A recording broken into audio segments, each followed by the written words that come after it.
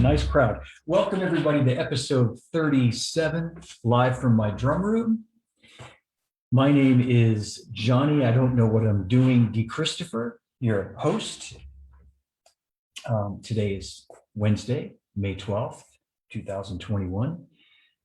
If you're not sure the date or the time, I'm excited to have my old friend Bill Ludwig III with me today. Bill and I go back, 30 something years or more. And if you don't know who Bill Ludwig is, I think the name kind of says it all, but I'll tell you anyway. He is the grandson of William Ludwig, the original. His dad was William Ludwig Jr., also known as the Chief, by guys like Jim Catalano and all the guys that worked at Ludwig under Bill Ludwig's dad, William Ludwig Jr. And so I knew him when I met Bill as Bill III, and he went by that for a long time, or even Billy Ludwig. I was just saying to him, I still think of him as Billy Ludwig, but anyway, William Ludwig III. And we are going to talk about Ludwig today. We're going to talk about his own company, WFLIII Drums, and a whole bunch of other great things, I'm sure, just stuff that just sort of happens organically here on the show. So quick update. As of this morning, I have 821 YouTube subscribers. I'm zeroing in on that magical 1,000 number, and I'm very excited about it. So thanks, everybody. I think I could I could be there by maybe the end of this month, beginning of June. Who knows? Very exciting.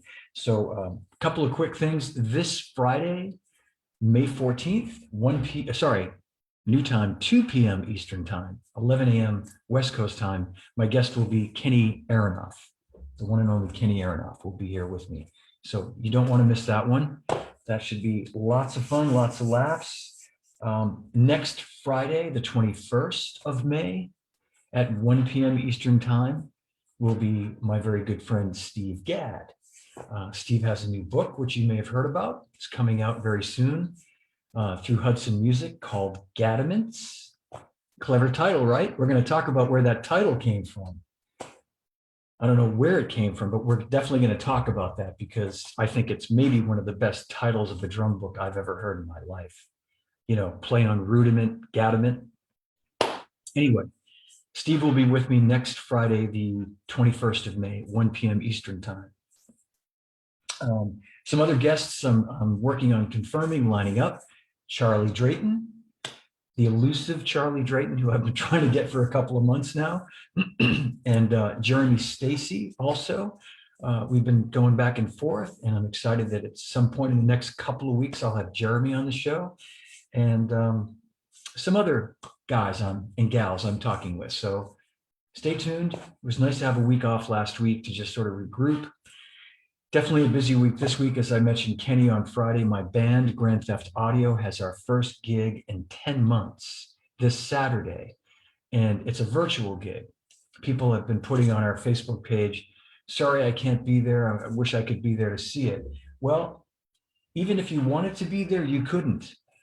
It's not a, an in-person gig. It's a virtual gig. There's a link that I will put up on my Facebook page, and I will put again on the Grand Theft Audio page. It's a Zoom link, and you can just basically click the link, watch it in Zoom, right in the room. Or I believe the host of it, the people that are basically producing the show, are going to share it to their Facebook page and Grand Theft Audio's Facebook page, or maybe even my Facebook page. But anyway, 7 p.m. Eastern time this Saturday night, Grand Theft Audio live from an undisclosed location. And we did a little test the other day. Sounded really good. We hadn't played together, as I said, in 10 months. And we're hoping to rehearse a little bit before then, maybe Saturday afternoon. And we'll just see what happens. All right. Anyway, so it's good to see a nice number of folks watching. This is great. And I'm right on time. I told Bill it'd be about 5 past that I'd bring him on. So I think that's all I have at the moment.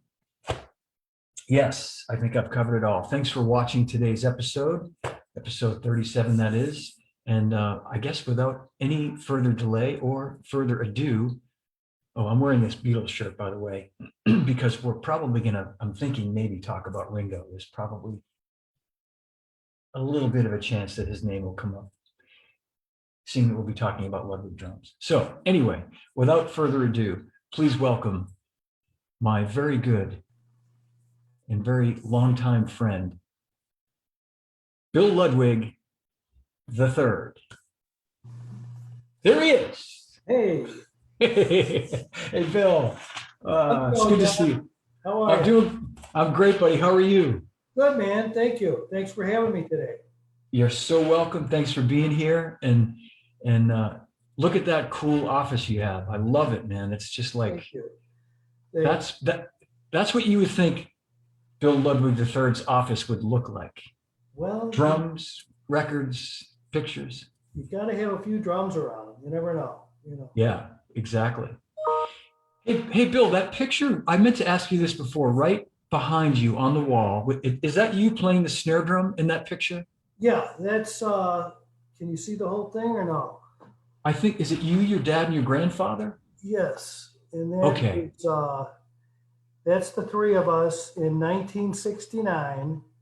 Wow. And I was in 8th grade and absolutely peeing in my pants because it was at a convention in front of about 800 people, and we had a full orchestra behind us. So it was from memory, and playing with my father and my grandfather, and that in and of itself is bad enough. But do you remember Dick Shorey, or do you know the name Dick Shorey?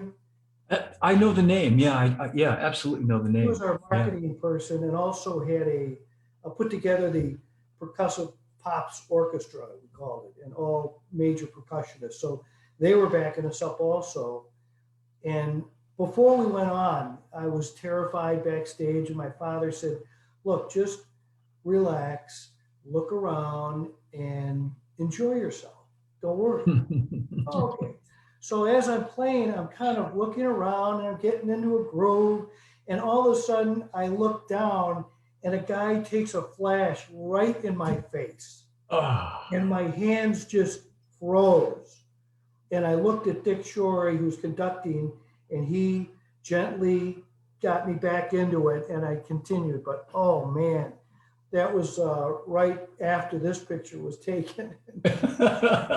And for people watching at home, 1969, you said, Bill? Yes. Yeah. So in 1969, I remember, man, when my parents would take pictures with the camera, with the flash, right, you were blind for like 10 seconds. Exactly. Yeah. And there was a couple of them going off, so I wasn't, but then the guy right in the front, and he was a professional photographer, so it was one of those huge flashes. Oh, yeah. Yeah. But oh God, so that taught me to never look straight down when I'm playing. But man, what a moment in time. Hey, our friend Jim Catalano is watching. He's on. A whole bunch of folks are watching, in fact. Hey Jim, how's it going? J Cat. Yeah, great. Yeah, but I was in 8th grade for that. And oh man, I was nervous. I'll bet, man. And I want to talk a little bit about what it must have been like, and that's already one great story. But like growing up as a kid and a teenager, working, well, you weren't working for the company yet, but with your dad and your grandfather. The Beatles in 1964, all those things that happened, and how that impacted Ludwig and you and your family, if you want to talk about that a little bit. Sure. Well, it was quite an amazing time, and I did actually work in the factory in those early years. In fact, my first job was in 3rd grade, stamping the mail. I got to open a huge pile of mail, stamp it received. And once I got that all in a particular bin, my pay was I got to play with the switchboard, which had all these cords and buttons and lights, and I put a headset on, and I thought that was the coolest thing in the world. But I loved being in the factory and just hanging out. And I was never forced into it. I we had a lot of drummers coming to the house for dinner, like Buddy Rich and Joe Morello, and I'd watch them. I'd say, come on down to the basement and play. And I'd watch them. I was fascinated watching them play on the kit. And I said, that's what I want to do. So finally, in about, I think I was in maybe fourth grade, Dad said, well, you should take lessons. So that's when I started on the practice pad. Yeah. With the rudiments. And that crushed me, because this teacher comes in and sets up the music stand and the practice pad. And I said, well, but the drum kit's downstairs in the basement. He goes, you're not touching that for a year. You're playing just the practice pad. I'm like, oh man, that's not what I had in mind. but as you know, that's the best way to go, because you have to get your hands in shape and learn everything, learn all aspects of percussion, not just one thing. Right. Well, it's that story you tell is such a familiar story. I ended up teaching myself. I'm a few years younger than you, but I have so many friends, as well as my older brother, who went through the same thing and didn't have the patience. I remember there were drum lessons every Saturday at this local elementary school near our house. And my brother would go there with his pad and his sticks, and didn't have a drum set, and would come home, and he didn't practice much. My next door neighbor, my best friend, Mike Mahoney, same thing, took drum lessons. And you really had to have that love and that desire to hang in there for that year or more before they let you play the kit. Exactly. Yeah. And but I think, to your point, it's, I remember Stan Lynch. I had Stan Lynch on my show like about a year ago, and he told the same story. And he did hang in there. And then when it was time to play the kit, his teacher was very sort of, piecemeal about it. Like, okay, you can play this, but you can't play that. And, little by little, he sort of eased him into playing the kit. And then he was on his, he's off and running. So. Yeah, that's great. That's yeah. Well, so, but that's your dad, he wanted you to learn the right way. So. Right. Oh yeah. And my grandfather. And your grandfather. When rock started getting popular and the match grip, my grandfather lost it, and you'll never play like that. And he was very rigid, let's say. Yeah. I learned both ways. I played match grip when I played in a rock band a little bit, and then I studied timpani. So yeah. I know what you mean, though. Yeah, that I think for a lot of people at that time, the idea of playing match grip, the idea of not playing traditional grip it rubbed some people the wrong way. And you're left-handed, right? Yeah. So am I, but I play the kit set up right-handed because I didn't know you could change it. So, but when I was playing, with the cross, sticking thing going on, when I started playing in a rock band, I'm like, this isn't cutting it. So I just started playing like this.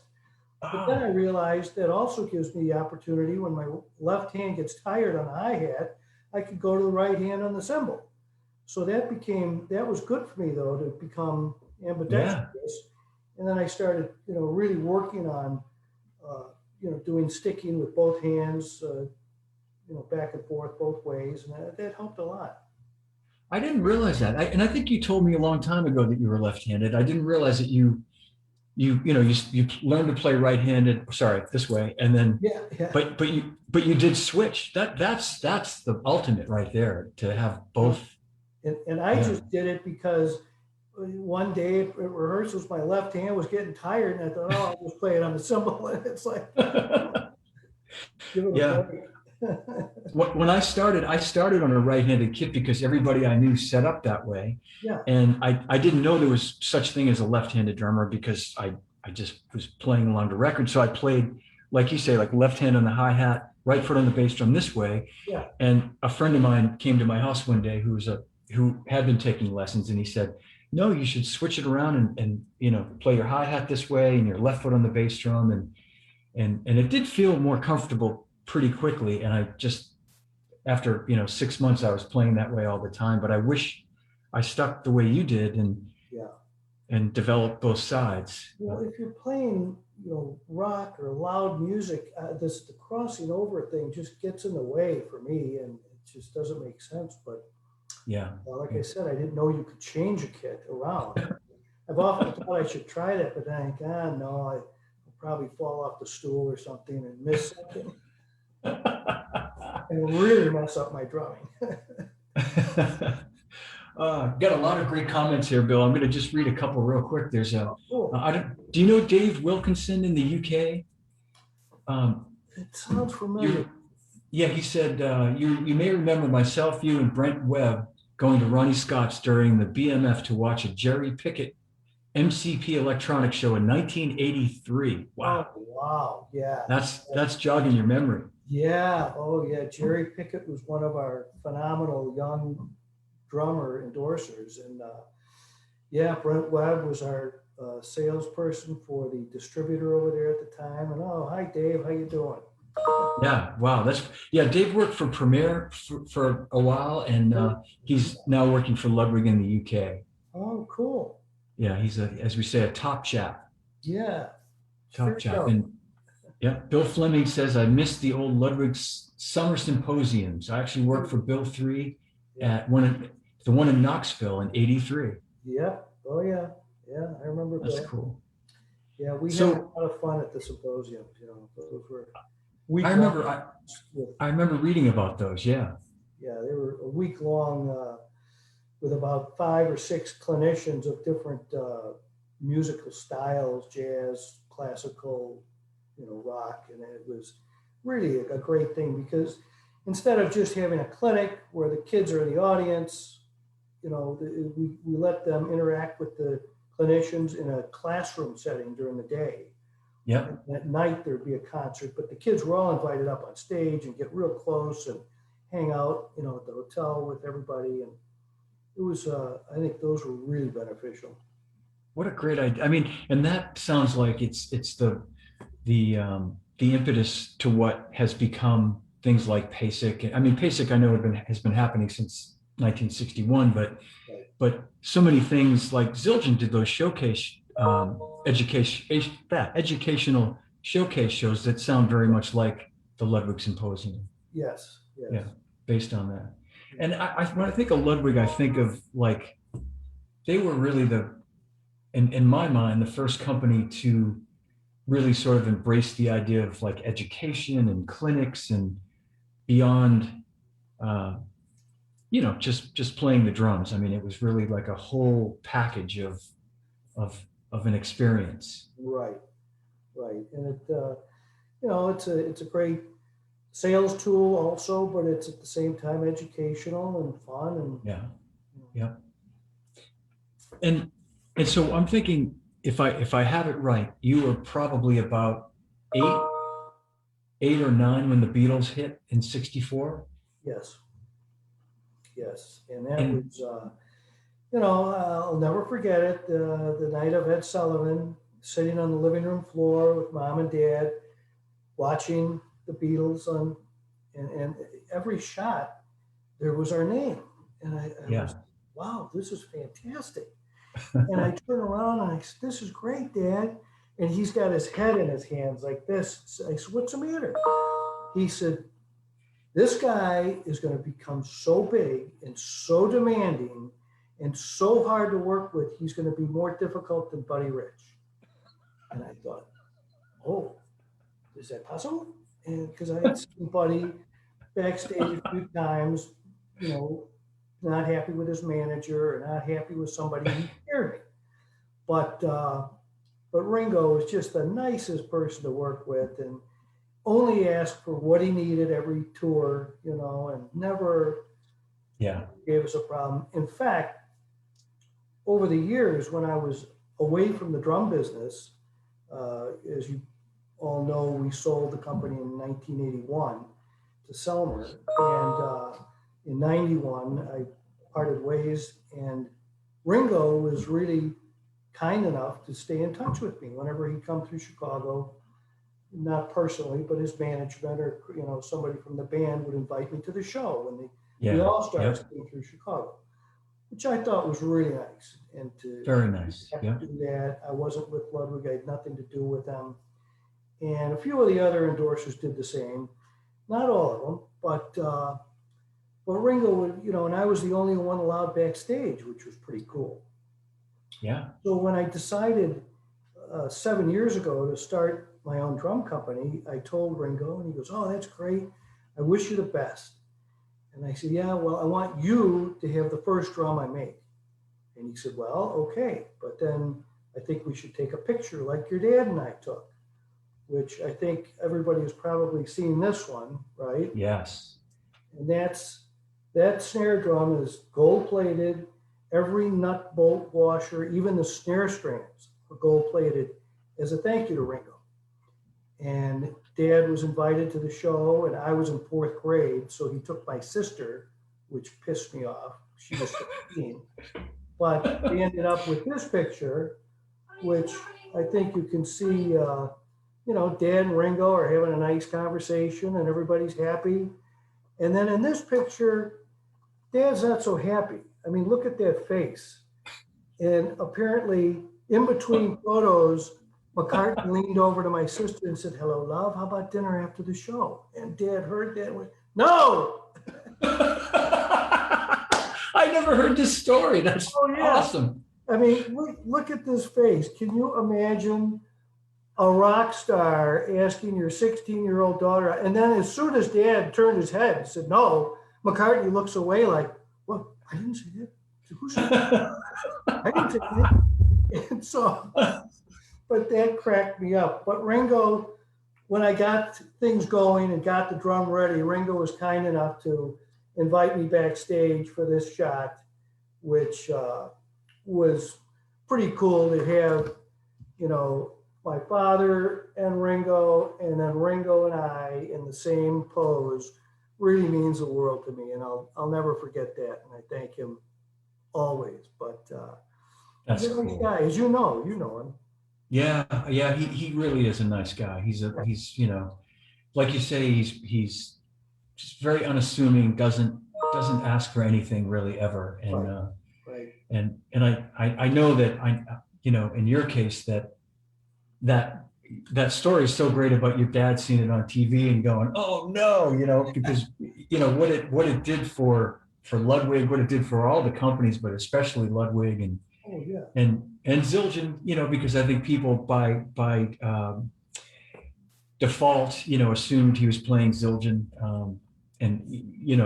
but it was what a time to be alive and to see that, Oh yeah, and it was just amazing. The next day, our customer service phones were just ringing off the wall, and our people and everybody was saying, "I want a Ringo set," or if it was a dealer, "I want to order 10 Ringo sets," and the customer service people are going, "What's a Ringo set?" My dad's like, "Just take the information and keep writing, don't worry." We built a huge addition to the factory.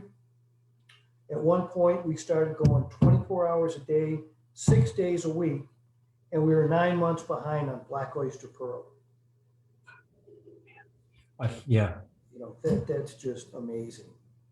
I've heard that story, and I want to say the guys, I had Stan and Jerry from Pro Drum a couple of weeks ago, and I think they said that after excuse me, after the Ed Sullivan show, they had a standing order with you guys of a drum kit every day. I think they said, for the next 6 months or something like that. Like they wanted a Ludwig set, 5 or 8, 7 a week for 6 months. Yeah, exactly. And then we got to the point with our salesman, we had to tell them, you have to limit how many sets your dealer can order each time you call them. Like, I don't know, let's say the number is 12 or 14 or whatever, because some of the dealers would say, "Give me 24 Black Oyster kits." And the salesman says, "No, you can only have 14. I mean, what a position to be in. I know. But, I know. It was crazy times. It really was. I mean, everybody, I can't emphasize it enough because I sound like an old man. I sound like my dad used to sound when we would talk about stuff like this. But it's for people that weren't around during that time. I don't know that they really understand how incredible it was, how many kids were picking up instruments, just, how many neighborhoods had bands, like Sure. on your block, my block, there were probably 3 garages with bands playing in them. Exactly. Yeah. Yeah. It was crazy. Yeah, amazing, Yeah. amazing. Um, and then you ended up, going to work for the company did you start in the 70s? Is that when you Yeah. I actually went started to? in '76, right out of college. And that was pretty shocking in and of itself, because all through college I was studying business management and business industrial psychology, because I thought I was going to be running the factory. Mhm. And I worked in the factory during summers. I'd worked in every department throughout my school years, during the summer break. So I get out, and first thing was I tell Dad, I'm done with college. I'm going to take the summer off and go travel and have fun. He goes, okay, great. I'll see you in a week. You start you start next week and be there at Monday at 8:30. And I'm like, oh, okay. So I come into the factory and he says, we have an opening. We need an advertising manager. You're going to do that. Like, but I didn't study there. He goes, you'll learn. Don't worry. So he threw me into the advertising department, and I was trying to get a grip on that from the people in the department and learn as much as I could about catalogs, posters, and everything else. Yeah. And Dad comes in 3 weeks later and says, I just fired the artist relations person. You're going to do that too. I'm like, but, and I'll never forget this as long as I live. He just turned around, walked out, waving over his back. You'll learn. But luckily, I had played in rock bands in high school and college, and I knew enough about it that I could really communicate with the endorsers. And I really got into going to concerts, and they'd always say, oh, I got you a couple seats in the front row. And I said, I don't want to be in the front row. I want to be back by the drum tech. Yeah. And I would watch the show from behind the drummer, watching his feet and his hands and what he's using and abusing, and then make suggestions that, maybe you should try this pedal or this stand or this head or whatever. And they started trusting me, and it was really a great relationship builder. Absolutely. Yeah. So I became very close friends with a lot of them, and then over the years that just grew, and that was a lot of fun. And it goes hand in hand with advertising too, because you get the endorser, then you run an ad on them, do a poster, So. Yep. I was going to say you don't think of that at the time, but they really do go hand in hand, because you're the guy that, and it can be difficult for other, marketing people to be in that job if they don't have those relationships that you had with the drummers, because you're going to be, some of those guys are kind of funny about being in ads. Some love to be in ads, but other guys are like, well, what's it going to be? But they trust you. So it's you making the call. As the clinic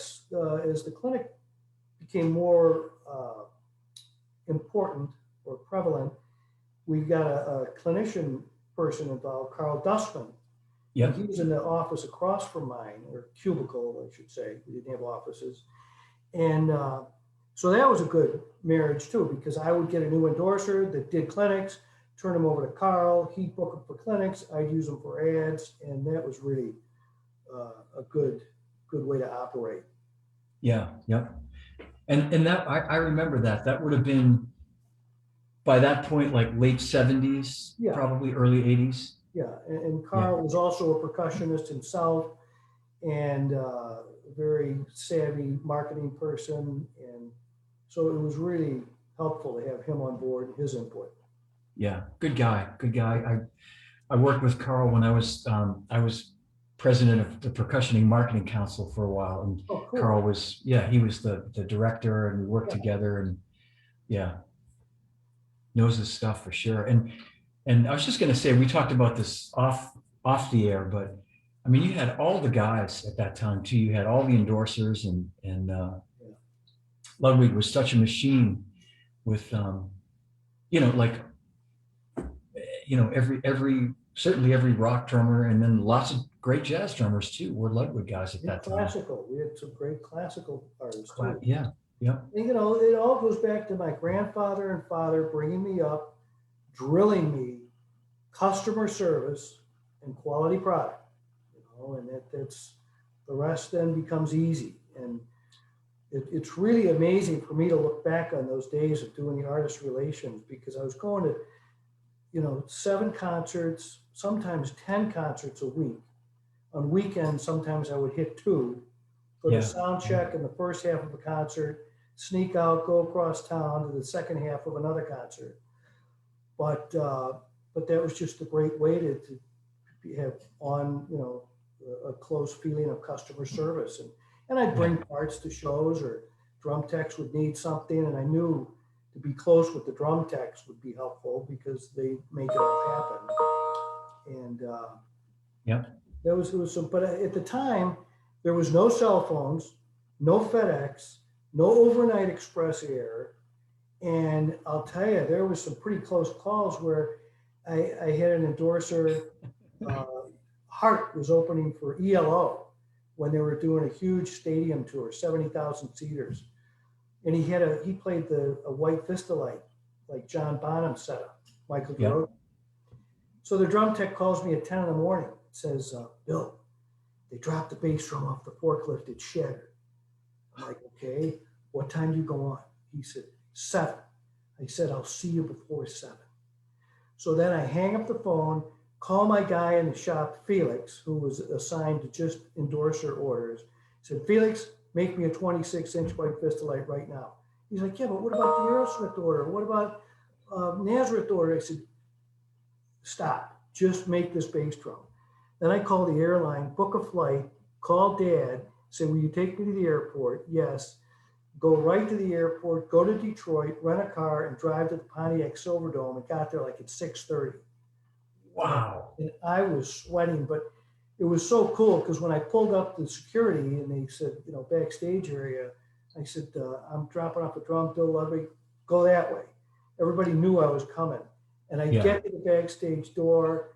There's 2 golf carts. They take the bass drum in one to go to the stage, take me to the dressing room. And I walk in the dressing room, everybody goes, yay, you made it. And I'm like, oh yeah, no problem. Oh my God. Yeah. That was close, but wow. But we would, and then, they gave me a hotel room, and the hotel they were staying at, and handed me a beer, anything else you want. But I didn't have any clothes. I didn't have a toothbrush. So the next day I just showered, put the same stuff on, flew home. But. And your dad probably said, come right to the factory and go to work. Yeah. Take the first flight. I gotta say, I don't know anybody in artist relations that can make that kind of claim, that can say that. That's unbelievable. Well, thank you. I mean, that's what we did. I mean, if I would of course try to get a dealer in that town if it was just a part or something simple, and say, hey, how'd you like 4 passes to the show if you take this to the so and so? That was a nice way to work it too.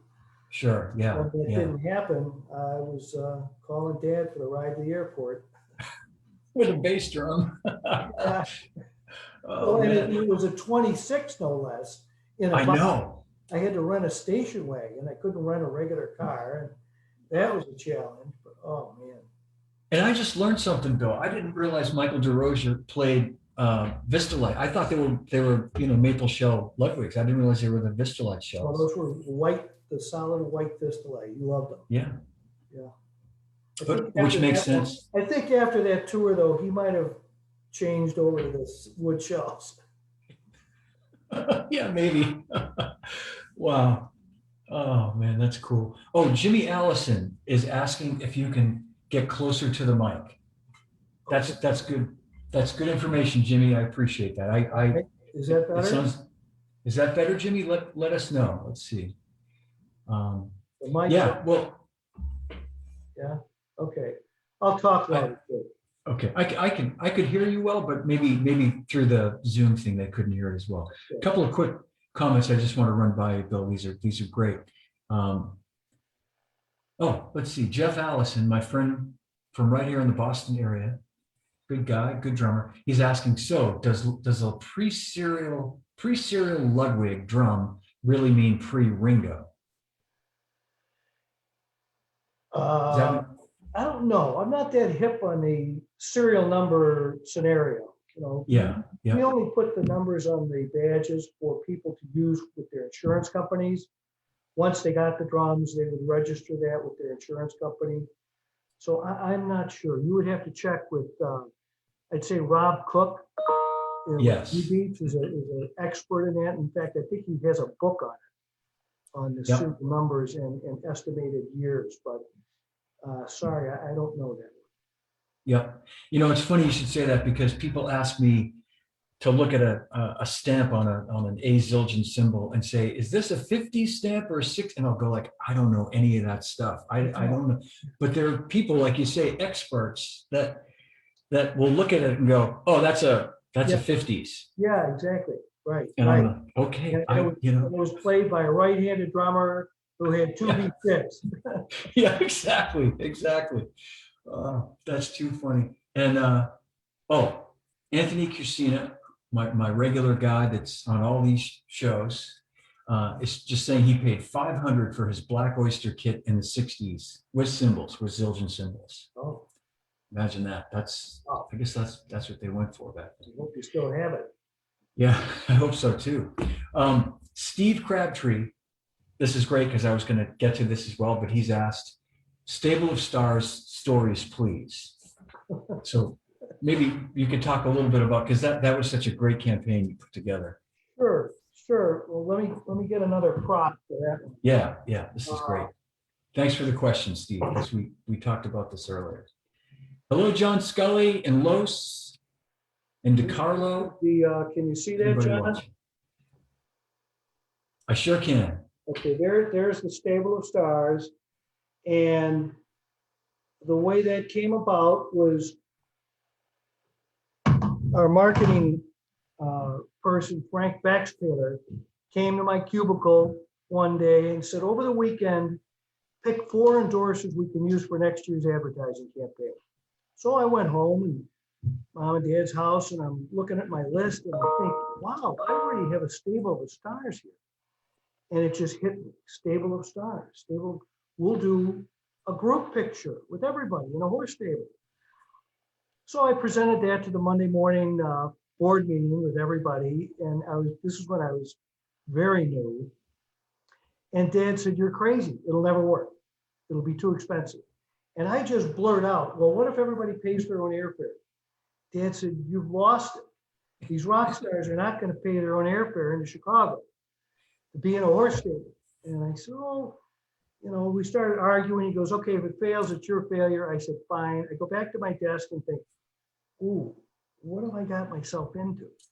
And then I thought, no problem. I'll invite everybody and they'll say, that's nice, Bill, but no thanks. And I'm out of that bind. So I invite everybody and they say, yeah, we'd love to be there. What a great idea.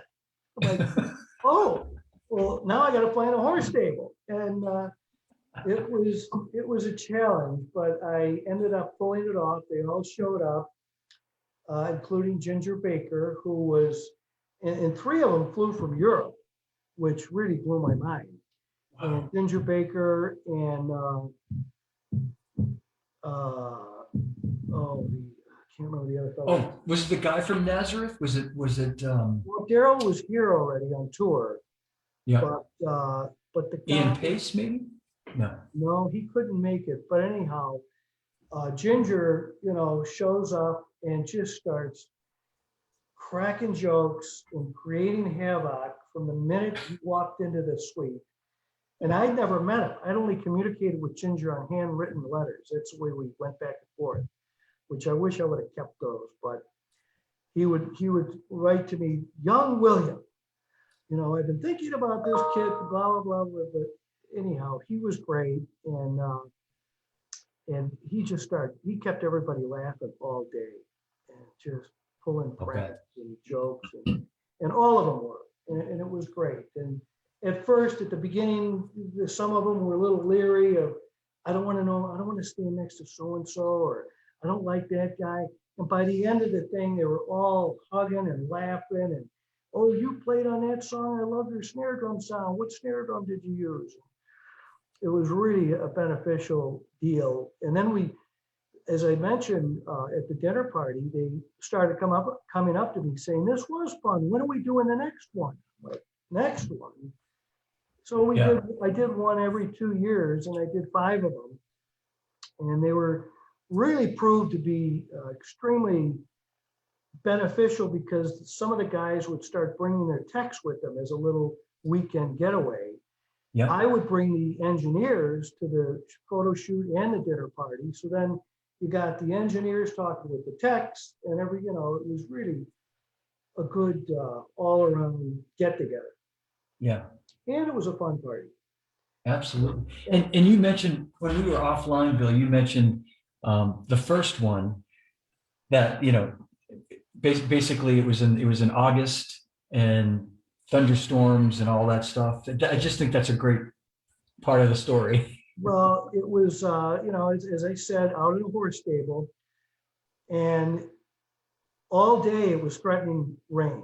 And I kept thinking, oh God, please don't rain, and just take the picture and hurry up. We got all these guys together. So it held off until right as we were getting back on the bus to leave and start pouring. And I thought, man, I'm never doing an outside photo shoot again.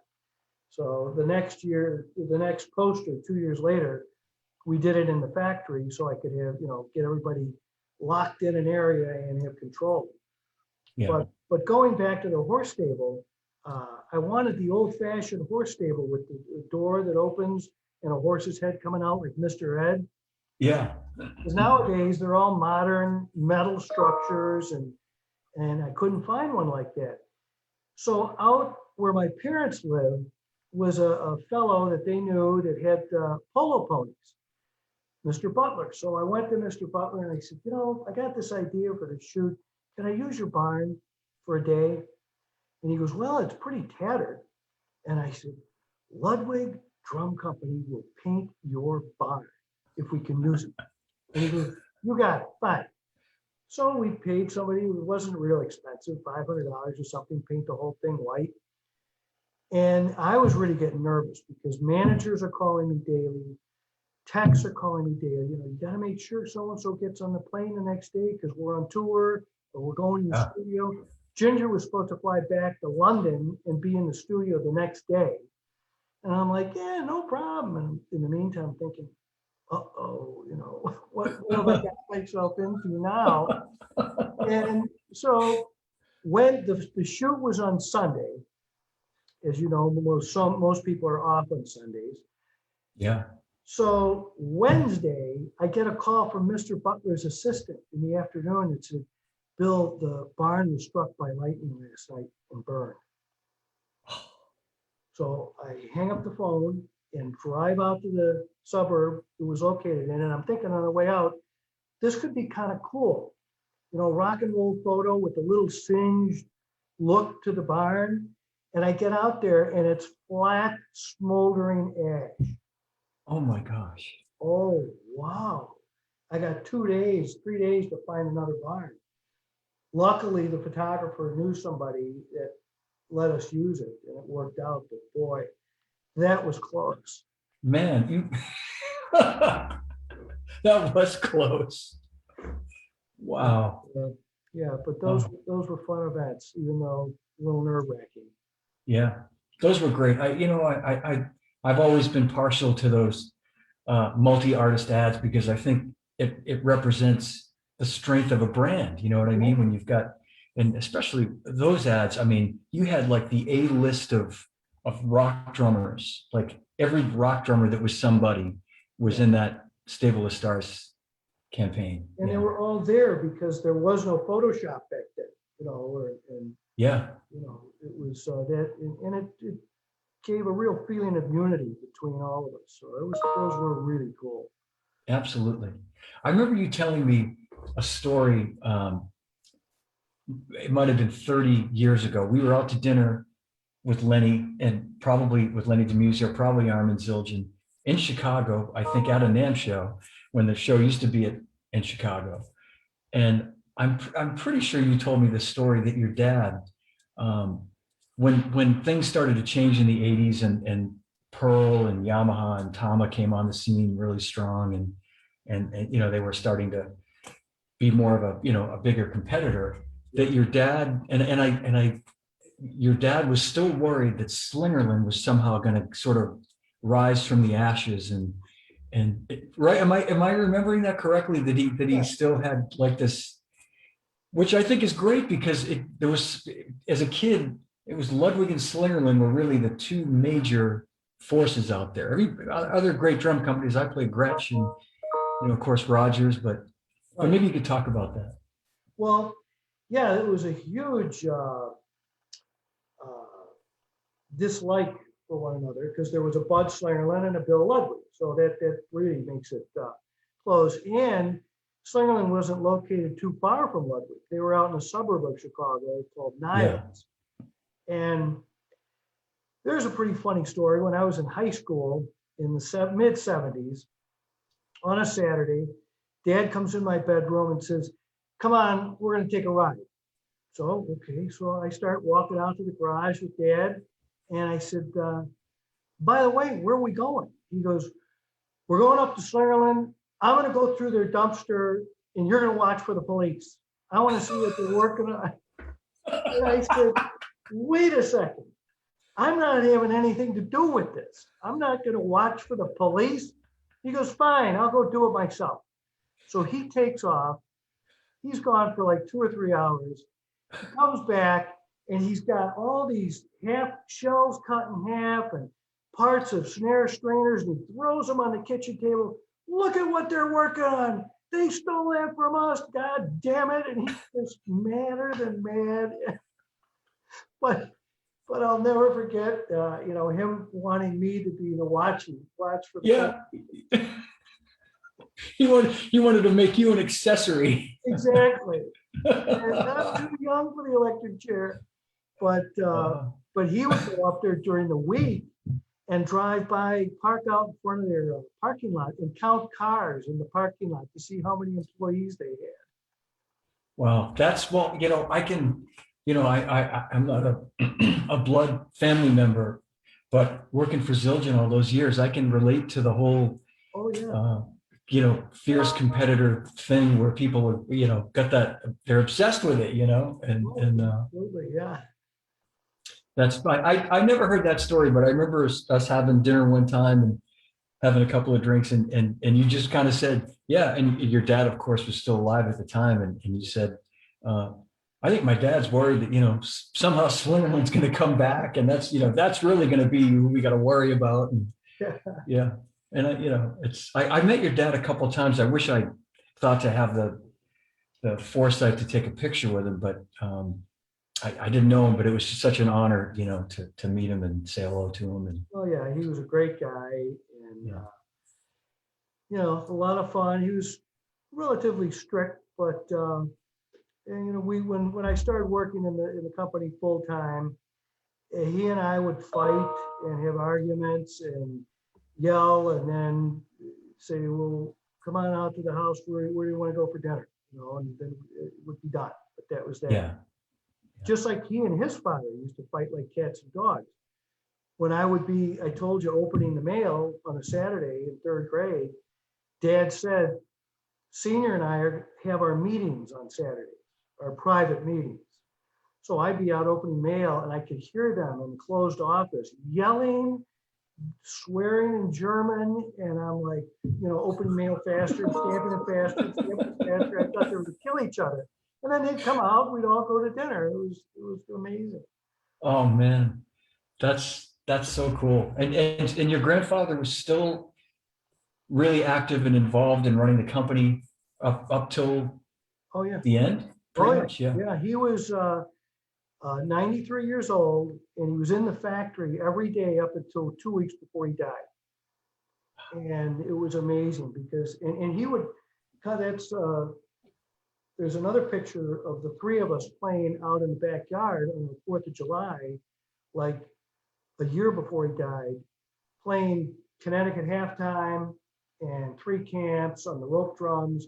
and I was 16, he's 92. And I forgot the last half of Connecticut halftime, and Senior keeps on playing it, and just looks at me and kind of goes, yeah, all right, good luck, kid. But he was something else. And he used to go through the factory, and an employee would turn from a machine to go get more raw material.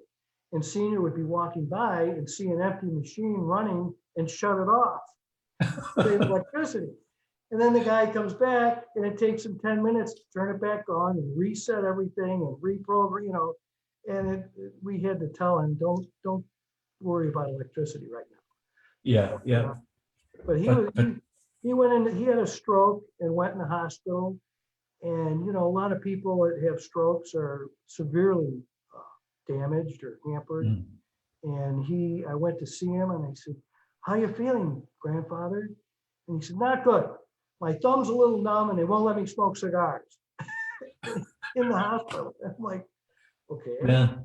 But then a couple of days later, he had a massive one, and while he was still in the hospital, and that took him out. But he had a great life, and that's what got me to where I am today, starting my own drum company, because Senior had to, in the late 30s, sell Ludwig and Ludwig, because of he was doing sound effects for the silent movies, and they came out with talking movies and the Depression, and he felt it better to sell to a big corporation.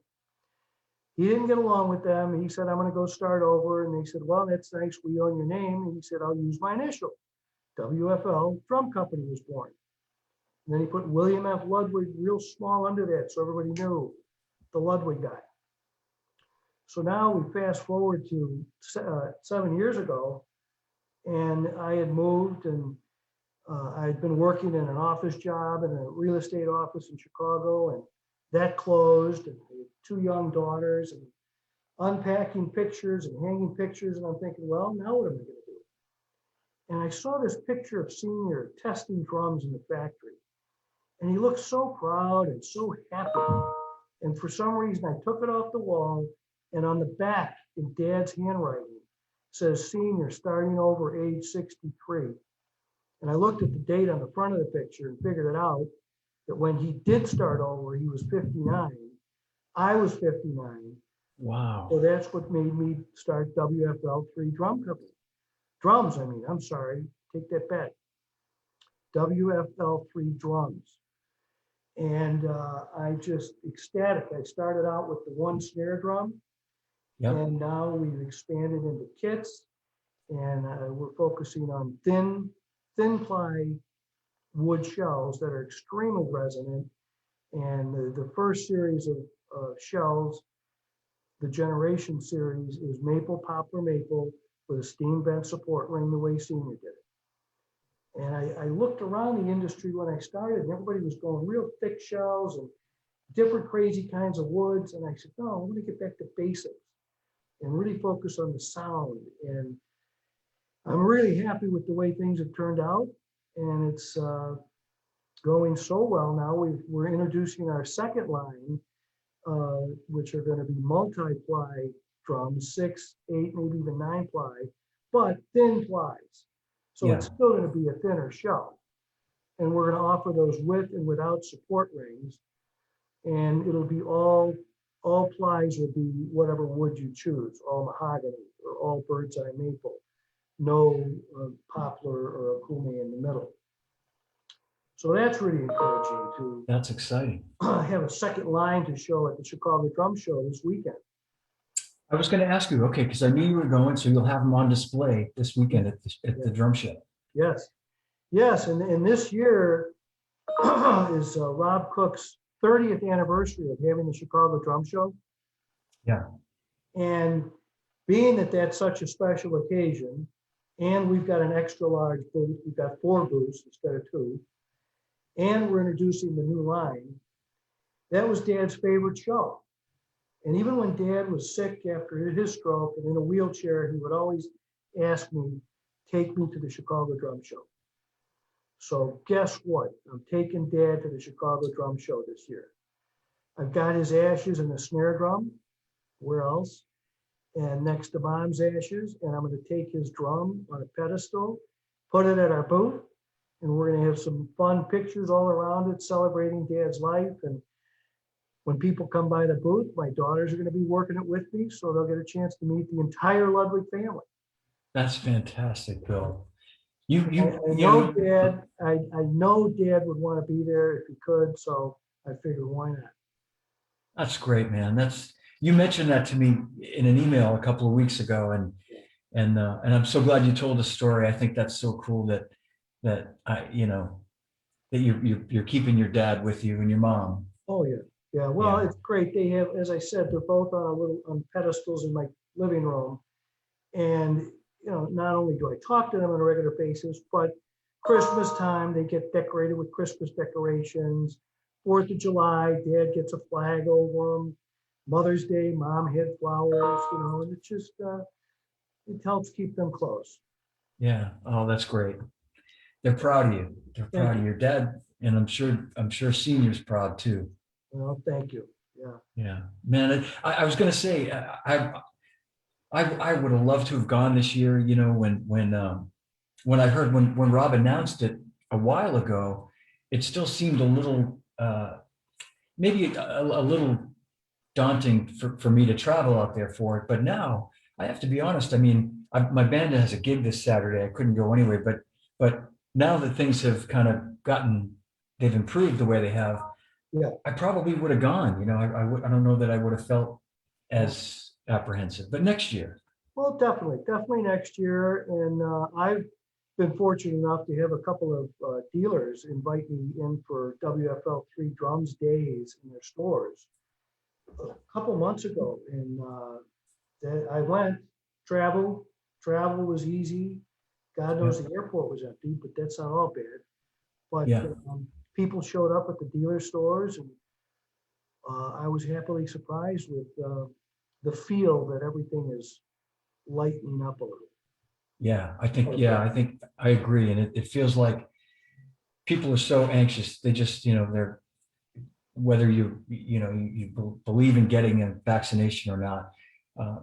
But the idea is to just start to feel normal again and do all these things that we just did without thinking about for so long. Right. It just feels good to be able to do some of those things now, go out and, like you say, travel, go into a store. And you mentioned you're gonna, and I love that you do business the way I think you're supposed to do business. You love to meet people, you travel. I came and met with you up at Shane's Portsmouth drum shop a couple of years ago when you were in town, and it's like you like to press the flesh, as they say. Exactly.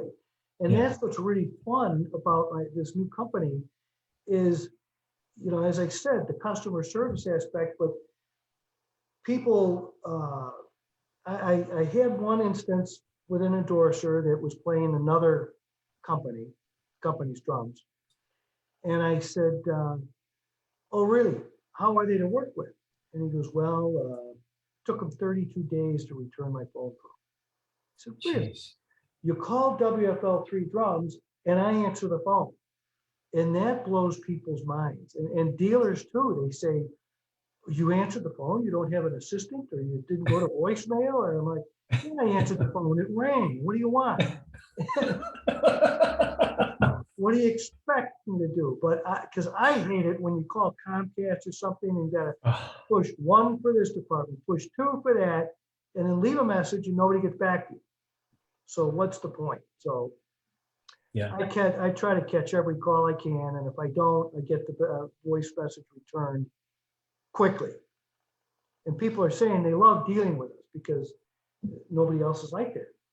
Yeah, no, I could totally see that about you. I want to tell everybody a story about our good friend Lenny DiMuzio that we lost about 6 years ago now, 2015. And I remember I was one of the pallbearers at the funeral. I was honored to be asked to be a pallbearer. And I remember it was a rainy, miserable, cold day in March. And I remember looking in the church, and in walks Bill Ludwig III, right off a plane from Chicago, almost an hour's drive down to Duxbury to where the funeral was at the church. And you know, not knowing the area, but you were there. You came to the church. You came to the service. You and I spoke afterward for a few minutes, and I said, "Are you coming over to where they're having a little get together?" And you said, "I got to catch a plane back home." Yeah. I was like, "Wow." Yeah, Lenny was a great guy, and so was Armand. But Yeah. those are true friends, and they did a lot for me over the years, and I'll always remember them. Yeah, I know. I was so, you know, that's friendship, and Thank you. and you know, we can count them on one hand and have a couple of fingers left over, the number of people that would go to those kind of lengths, you know, to support their friends. So, Yeah. Yeah, I discovered that too, starting this new company with endorsers and some dealers that really stepped up and supported me. I was very happily surprised with that. And yeah, they said, "Well, you helped me when I was starting out, so they're coming to my side to help me now." that's great. Yeah, I could see that. When I started in the business, and I knew you as we said earlier, as Lenny referred to you as Billy Ludwig. Yeah, I mean, everybody loved you, and you were the guy, and it's nice. And I know what you're saying about how there are some people that stay in touch, and then others that don't, and yeah, it's just kind of human nature, I guess, and that's okay. You know, Well, there's it is so what many it is. people that are uh, give the lip service, and or see you at a convention. "Oh, hey, how you doing?" Blah blah, and they really don't mean it. But then there's a few that do, Yeah, and Lenny and Armand and you and some of the other guys were those guys. Jerry Donegan, I yeah, talked to him yeah, a couple weeks ago, and those are few and too far in between. But yeah, like I said, I'm finding some new endorsers and some older endorsers that have come with us, come with WFLIII Drums, and this new issue of Modern Drummer that's coming out at the Chicago Drum Show has got two ads in it for us. One with Kofi Baker, Ginger's son, and one yeah, with a new artist, Haley Kramer, who plays with Pop Evil. And yeah, she's a phenomenal heavy rock drummer, and teacher, real nice, person to work with. And of course, Kofi is doing the music. I think he's calling it the Cream Experience, the Music mm, Cream, and he does a great job with that, and teaches. He's the featured clinician at this year's Chicago Drum Show, which, oops, I wasn't supposed to say clinician because we're supposed to have clinics because it's social distancing. But Rob came up with a great idea. He's got a meet and greet room, VIP meet and greet room, that's just possibly going to have a drum kit set up in it. And maybe if the artist feels like playing after he does his little meet and greet, what are you going to do? I love it. Yeah, So Kofi he's will be up there. that's great. He's a heck of a drummer too, Kofi. Oh, yeah. He's a Yeah. great drummer. Yeah, And I love the fact, our tagline is the sound of generations. And I love having him as an endorser after working with Ginger for 30 something years. And now I'm working with Kofi. It's a really cool feeling. that's great. And Yeah. I've seen a lot of his shows, and he's a great guy also. And another new endorser we have is Rob Silverman. I don't know if you ever heard of him with his Drumology album. I don't know. No. He does, it's called Drumology, and it's other famous drummers like Simon Phillips, Dave Weckl, and several others. And Rob is playing along with them. And, Oh, I think I have heard of this now that you say that. Yeah. Yep. he's a phenomenal drummer, and he's going to be at the Chicago show booth also. So it's going to be a great time. And then we also have Bobby T, our ambassador, Bobby Torello, who played with Johnny Winter and Bob Seger and Michael Bolton. Yep. He's going to be on hand. He's a great guy too. I met him at your booth at a NAMM show a couple of years ago. Really good guy. Yeah. Friendly guy. Yeah, that's great. And I just have to read a comment from our old friend Mike Balter from right there in Oh, Chicago. cool. Yeah, two of the best in the business, Johnny D and B3. I like it. Thank you, Michael. I hope to Thanks, see you this Mike. weekend. Yeah, I'm sorry I won't see you this weekend, Mike, but and happy belated birthday again to you, Mike. I know Mike had a birthday recently, so Oh, happy the birthday. great Mike Balter, everybody, Yeah. another industry icon right there, legend in the industry. So yeah. So is there any so people can find? Oddly enough, I use a snare drum for my computer stand. Yeah, exactly. Yeah. Yeah, there you go. Okay. I think I have my settings finally set so that when I do that, it doesn't shut off, or maybe not. I don't know. Right. So, and people can find you. You have a Facebook page for Yes. WFL3. Yeah. We have a website, WFL3. It's WFLIII Drums plural.com. Yeah. And Facebook, yeah, I'd say that's the same address for the Facebook. But and if you ever have any questions or comments, my phone number is on the website. Feel free to call me. And we also are offering direct sales off the website now. And we have a financing program on the site that you can sign up for, and or go to your local dealer and check them out. Yeah. And they really are high quality instruments. They really are great drums. I mean, it's And the other cool thing about them is all of our, on the website, there's only 4 or 3 wraps. Everything else is a spray-on finish. All of our sparkle finishes are now a spray-on with 4 coats of clear coat on top to give it a real high gloss, but a depth to it. It almost looks, yeah. the sparkles almost look 3D and no seams. So we were working on that for over a year and now have that down. And I love the way those look. Fantastic. Yeah. Very, and I've seen some really unique finishes too at the NAMM show. You had some really cool, different things that you were doing. Yeah, we're doing stains and fades, solid colors, black piano gloss, you know. It's a lot of fun because it brings you back to the old days of being able to experiment, you know, go. Yeah. The shop is in Kansas City, which I get to every couple of months, but like it or not, because I come in there and I go, hey, I got an idea. Let's try this. And I'm like, oh God, he's back. But and when we first got the shop going, my partner put in a spray booth. And I went, oh, can I go in the spray booth? No, stay out of the spray booth.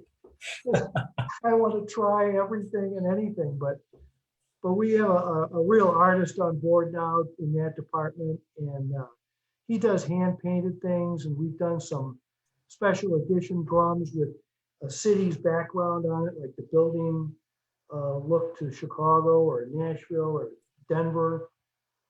We can do anything. It's great to have that option. Yeah, that's great. That's great. Well, Bill, it's been great having you today and talking drums and talking history and everything. Well, thank you very much for having me. It's been great to talk and see you again and get a chance to talk to everybody out there. Yeah, absolutely. Absolutely. And like I said, too, if when you come out this way on your next dealer trip, Yeah, let me know and I'll meet you in Boston. And cool. yeah. Definitely. Well, hang tight for 1 second, Bill. I'm gonna end the live stream and then you and I can say goodbye in our little room. But if everybody, just a big thanks to Bill Ludwig. If you want to Take care. Take care, everybody. Check out the website. I hope to see some of you at the Chicago Drum Show. Absolutely. Yeah, definitely check him out at the Chicago Drum Show. And thanks for watching, everybody. This has been fabulous. Don't forget, this Friday is Kenny Aronoff at 2 p.m. Eastern Time. I know it originally was 1, but now it's going to be 2 p.m. Eastern Time. Jim Catalano says, thanks, B3. We had a good group of folks watching. So thanks for watching, everybody. And I'll see you Friday, I hope, with Kenny. Take care. And